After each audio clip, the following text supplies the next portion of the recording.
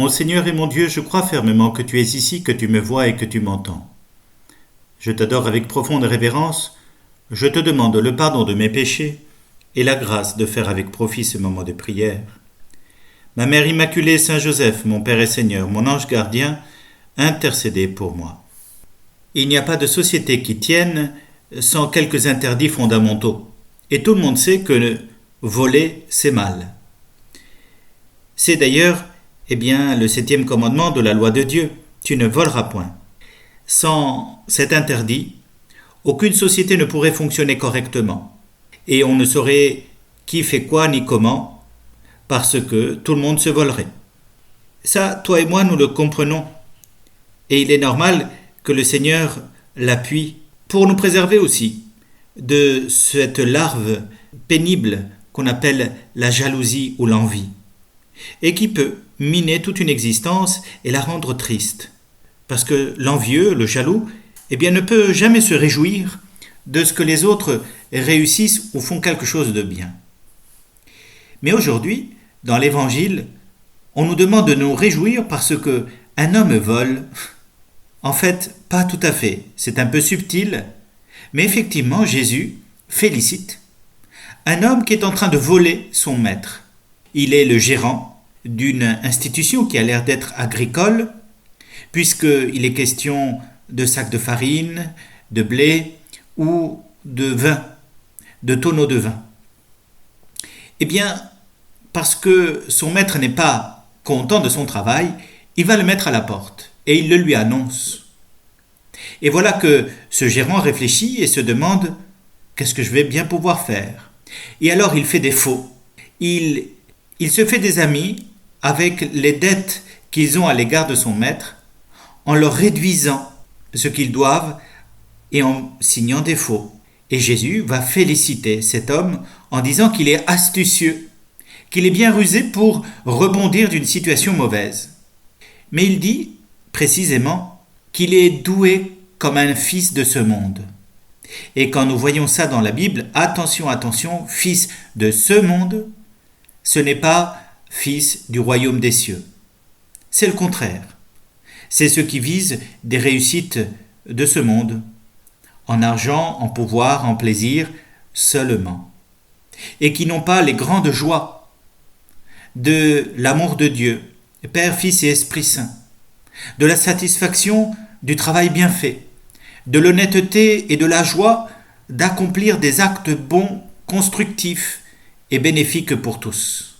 Mais si Jésus félicite ce gérant d'avoir fonctionné selon les principes de ce monde, en astuce, avec des complices, en raisonnant, c'est aussi pour regretter tout de suite après que les fils de la lumière, les fils du royaume, toi et moi j'imagine, nous ne réussissions pas à nous entendre pour faire le bien, pour faire avancer le bien, pour faire avancer le royaume du Christ, pour faire avancer l'Évangile. Et il faut reconnaître, moi je suis curé, je regrette que parfois les paroissiens, nous réussissions pas à nous entendre mieux pour agir avec plus d'efficacité afin d'annoncer l'Évangile. Et du coup, certains restent dans leur coin, ils ne s'engagent pas et ils ne participent pas à l'annonce de l'Évangile partout où des chrétiens se trouvent présents. Car il faut bien le reconnaître, pour annoncer l'Évangile dans certains endroits, il faut être courageux. Et il faut assumer de pouvoir influencer toute une ambiance qui va contre la foi. Par exemple, je pense à un militaire qui me racontait combien ses compagnons étaient très portés sur l'impureté, la pornographie, et comment ils étaient surpris qu'il puisse leur dire tout simplement que non, qu'il n'allait pas aller avec eux en boîte ou faire des choses infidèles à l'égard de son épouse. Et cela étant, il s'est acquis du prestige, de l'importance dans son groupe. On a vu qu'il tenait à ses convictions chrétiennes et qu'il y mettait de la cohérence entre ses actes et ce qu'il disait croire. Et toi et moi, nous devons faire pareil. Là où le Seigneur nous a plantés, nous devons transmettre l'Évangile. Et bien évidemment de façon crédible. On doit être crédible dans le travail que nous accomplissons. Mais si nous sommes crédibles dans ce travail, du coup nous pourrons influencer l'atmosphère, de telle façon que dans l'entreprise où nous sommes, eh bien justement, il n'y a pas de mauvais gérants malhonnêtes qui vendent à bas prix, qui volent l'entreprise ou qui mentent aux clients. Non, il faut que nous respections une éthique d'entreprise. Et ensuite, cela pareil pour la société ou la vie d'église. Il ne faut pas être dupe, il y a un grand combat.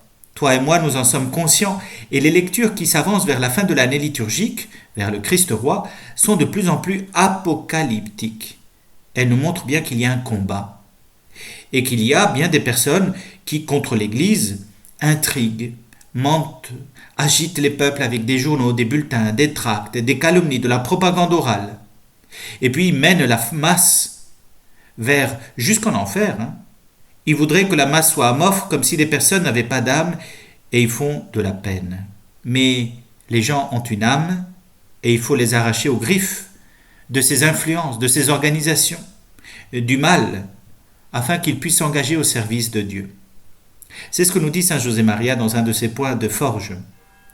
Et toi et moi, nous voulons nous engager au service d'une société où le bien, la vérité, la bonté, la justice soient respectés. Mais pour ça, il faut que toi et moi nous soyons cohérents d'un bout à l'autre, que votre oui soit oui, que votre non soit non, nous dit Jésus. Et ainsi, nous pourrons, petit à petit, transmettre quelque chose. Nous ne pouvons pas vivre tranquilles en voyant comment nos proches, ceux qui nous entourent, se laissent embarquer dans des façons de penser totalement étrangères au projet de Dieu pour notre humanité.